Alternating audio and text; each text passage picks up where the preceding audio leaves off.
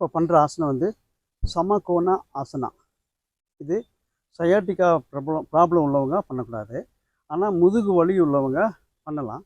இது பண்ணும்பொழுது நமக்கு முதுகெலும்பு ஃபுல் ரிலாக்ஸ் கிடைக்குது. மசில்ஸ் வந்து இந்த சேக்ரல் மசில்ஸ் வந்து நல்லா ஸ்ட்ரெச் கிடைக்குது. ஈஸி தான் பாருங்கள். நேராக நிற்க வேண்டியது, கால் ரெண்டு சேர்த்து வச்சுக்கணும், மூச்சு இழுத்து விடணும். மூச்சு இழுத்துட்டே கையை மேலே கொண்டு போகணும். மேலே கொண்டு போயிட்டு கையை வந்து இப்படி வளைச்சிக்கணும். ரிஸ்ட்டு அது ரிஸ்ட் வந்து பெண்ட் பண்ணிவிட்டு மூச்சு இழுத்துட்டு மூச்சு விட்டுட்டு பட்டக்ஸ் பின்னாடி தள்ளணும். இந்த காஃபு, ஷின்னு, ஹாம்ஸ்ட்ரிங்கு எல்லாம் நல்லா ஸ்ட்ரெச் கிடைக்கல. பார்த்தீங்களா? அப்படி ஒரு 5 செகண்ட் 8 செகண்ட் அப்படி நிற்கலாம். அப்படியே மூச்சு எடுத்துட்டு மேலே வந்துட்டு மூச்சு விட்டு கீழே ஃப்ரண்ட்டில் பண்ணி காட்டுறப்ப நிற்கிறோமா? கால் ரெண்டு சேர்த்து வச்சுக்கணும், மூச்சு இழுக்கணும், ரிஸ்ட் பெண்ட் பண்ணிக்கணும், மூச்சை விட்டுட்டு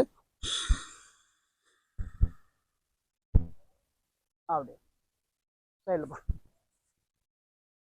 அப்படியே ஃபுல்லாக ஆர்ம்ஸ் நல்லா ரிலீஃப் கிடைக்கும், ஸ்டிஃப்னஸ் போகும், ஆர்ம் ஸ்ட்ரென்த் கிடைக்கும்.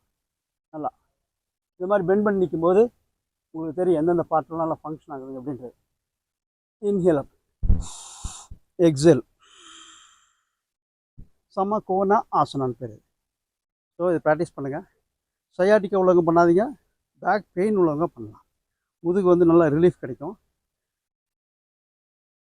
இந்த பிரிஸ்ட பகுதி, காஃபு, ஹாம்ஸ்ட்ரிங்கு, ஷின் மசில்ஸு இதெல்லாம் நல்லா ஸ்ட்ரெச் கிடைக்கும். ரொம்ப அருமையான பயிற்சி. ஜாகிங், ரன்னிங் போகிறவங்க, லாங் ரன் போகிறவங்களாம் இது பண்ணலாம். ஃபுல் ரிலீஃப் கிடைக்கும். லாங் டைம் உட்கார்ந்து இருக்கிறவங்க, நடக்கிறவங்க எல்லாம் இது பயிற்சி பண்ணலாம். தேங்க்யூ. அடுத்ததில் பார்ப்போம்.